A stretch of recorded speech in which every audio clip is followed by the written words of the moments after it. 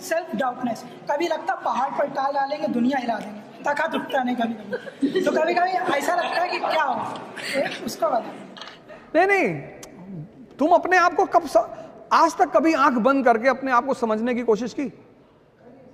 कितनी बार? 1 घंटे आंख बंद करके बैठते हो? हाँ, मैंने सुन इस बात को, बहुत अच्छी बात है। कहता कभी कभी मन होता है कि पहाड़ उठा लेंगे, और कभी कभी पत्थर नहीं उठता हाथ से। कितनी अच्छी, कितनी ईमानदारी से ये आदमी बात कह रहा है। ये हम सबकी हकीकत है,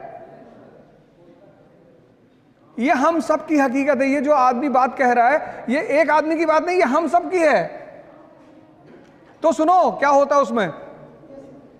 ये जो तुम्हारा सबकॉन्शियस, ये जो सारा ये मन ही तो है। हाँ, वो ऐसे चलता है, ऐसे पैराबोला बनाता है, ऐसे विचार फेंकता है, विचार।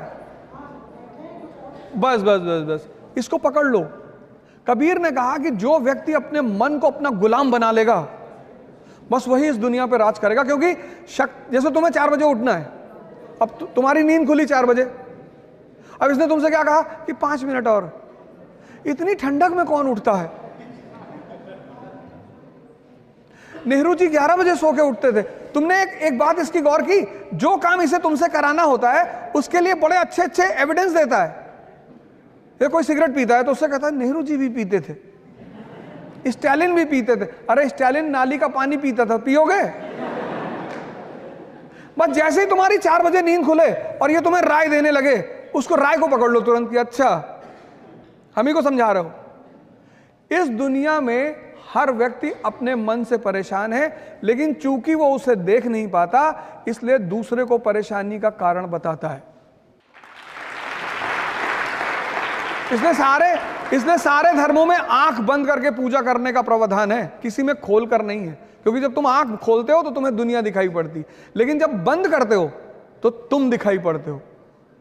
तो अगर तुम 4 बजे उठ सकते हो, अगर तुम अपने आप को डिसिप्लिन कर सकते हो, मतलब तुम ताकतवर आदमी हो। आज अब हटा देंगे सब, बस धीरे धीरे करो, 1 साल लगेगा। 14 साल में भगवान राम भगवान बने थे, मतलब भगवान बनने की विधि 14 साल है। 14 साल करना पड़ेगा। 1 साल में आईएएस, तो जितना साल बढ़ा 20 साल कर लोगे तो पता नहीं ब्रह्मांडी तुम्हारे कब्जे में रहेगा। ध्यान शुरू करिए, योग शुरू करिए। यथार्थ गीता स्वामी अड़गड़ानंद जी ने लिखी है, बहुत अच्छी किताब।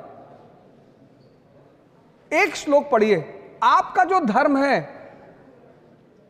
आप अपनी किताब उठाइए। मैंने यथार्थ गीता पढ़ी है या मैं पढ़ रहा हूं तो मैं उसका नाम ले रहा हूं। आप अपना धर्म ग्रंथ उठाइए, सारे धर्म ग्रंथों में वही फॉर्मूला है।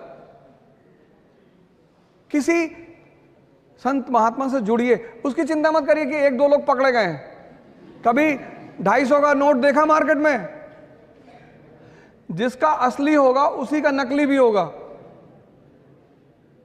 ये पश्चिम के लोग हमारे संतों से बहुत चिढ़ते हैं, क्योंकि उनको शराब बेचनी है, बहुत सारी चीजें बेचनी है। अब वो एक्स का ऐड करते हैं, एक्स डीओ। एक लड़का कॉलेज जा रहा है, उससे कोई लड़कियां बात नहीं कर रही, वो बहुत डिसअपॉइंटेड है। फिर वो दूसरे दिन आता है, फिर वो एक्स लगा के जाता है, फिर परियां गिर रही है आसमान से।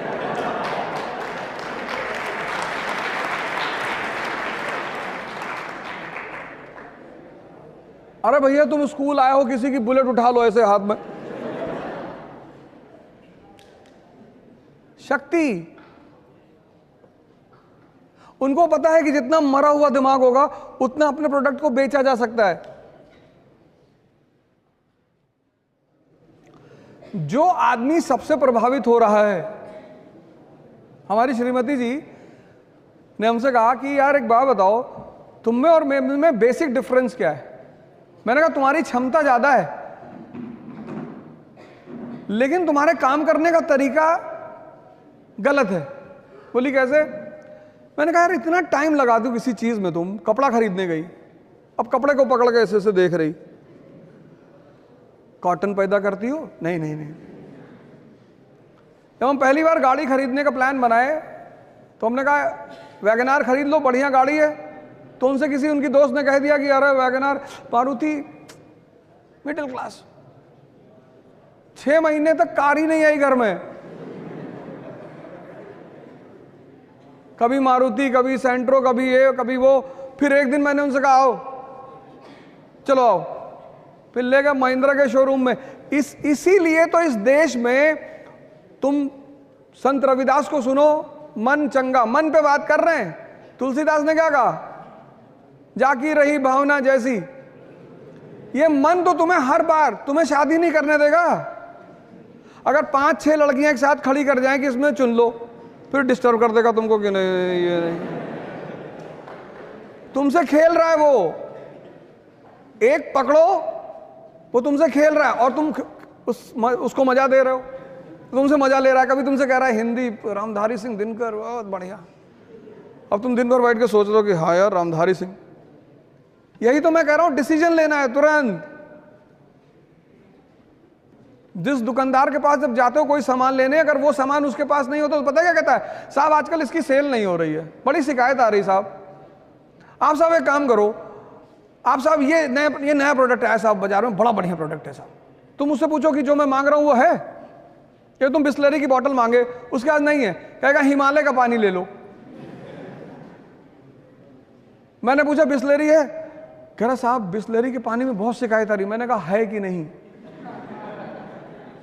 कहा भैया बिस्लरी नहीं, तो उसको मत खेलने दो। एक डिसीजन लो, और जितना बड़ा एम्बिशन होगा उतना बड़ा खतरा होगा।